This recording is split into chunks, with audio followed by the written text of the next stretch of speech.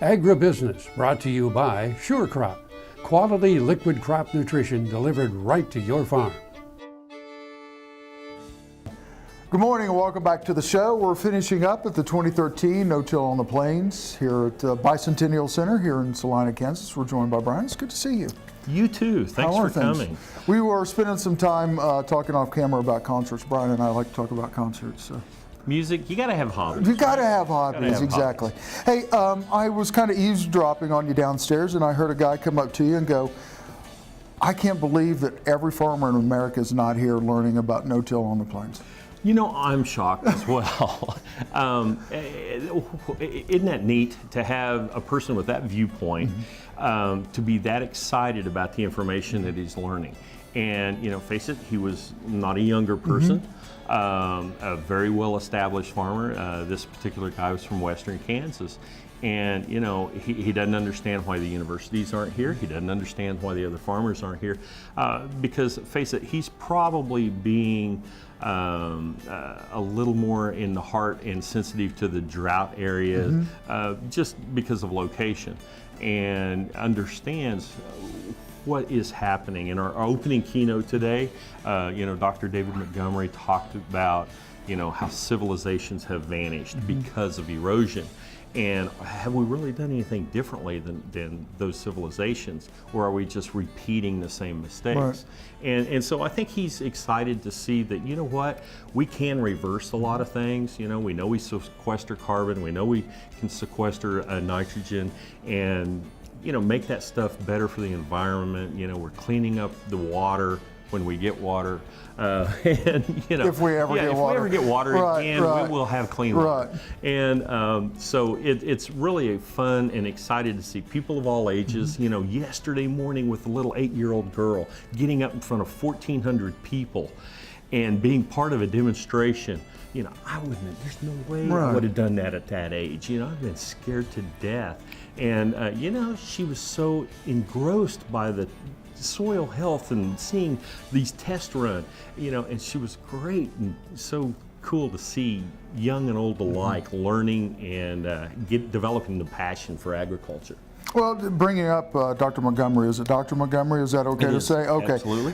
We had a chance to interview him a little bit while ago, and I think he was surprised at about what was going on here in the state of Kansas as far as no-till goes. Yeah, you know, we're really a great secret, I think. You know, the organization, I've said this before, we are probably known as well globally as we are locally. You know, we've got a great reputation worldwide. We work and help people make major decisions involved with no-tillage and no-till agriculture worldwide. And they have a huge respect for the organization, which I'm very proud to be a part of that. And sometimes, you know, they've been around a while and they're local, and you know, you have a tendency sometimes to look beyond that, and that's human nature. And so it's fun to have someone the stature of Dr. Montgomery to come in and you know, present us with accolades like that. And he's been a real treat to get to know. And you know, it's interesting because he's going to write another book, and who knows how that will be changed, some of the directions in that. So it's again part more of the education process. Well, Brian, we're going to take a quick break, and when we come back, we're going to talk about the future of no-till and maybe how it plays in soil conservation, not only here in the state of Kansas, but worldwide. You're watching Ag AM in Kansas. We'll see you in a minute.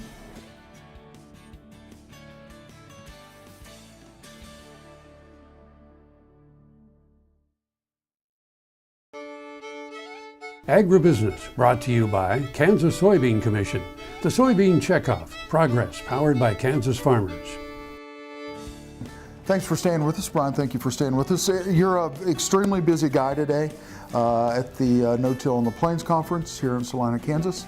Very, very busy guy, so we appreciate you taking some time out and visiting with us. Always for you. Okay, no-till, something that is continually catching on. I got to speak with Dennis Hoopy at lunch today and talked about some of the soybean farmers, and he was kind of shocked that the eastern part of the state of Kansas is starting to catch fire as far as no-till goes, where the western part, because of course, weather issues, Right. has always, not always, but has started to apply that science. Yeah. It's really kind of catching on all across the state, basically. It is. It's actually growing worldwide.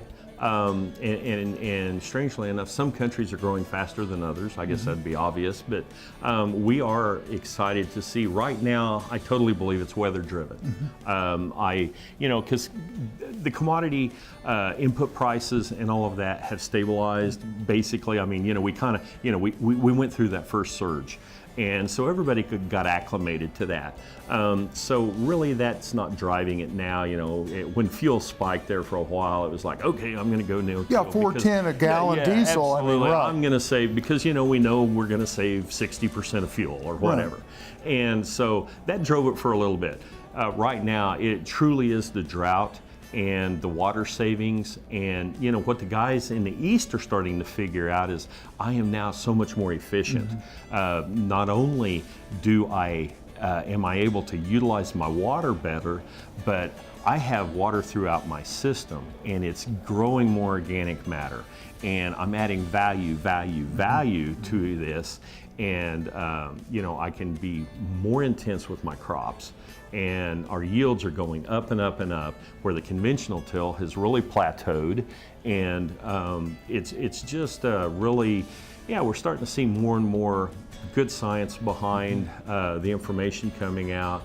And the guys are sharp. They want to be, it's a competitive industry. Right. You best be at the top of your game. And so, we have a lot of guys in the eastern part, and they will tell you, hey, I've no-tilled for 30 years.